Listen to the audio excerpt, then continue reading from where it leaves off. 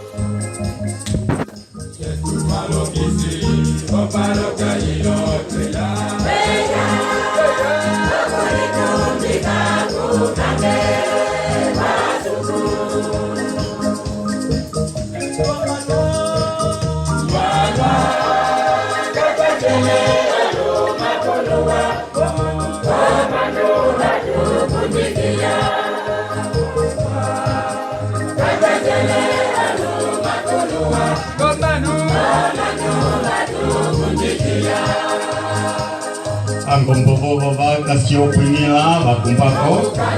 oparoja yetu koloneke mitatu wakala kutela angombo kera ku nyonyona ndaka ya suku waingira omanu wetu olipese amuna pamwe katuandele jiwapo katika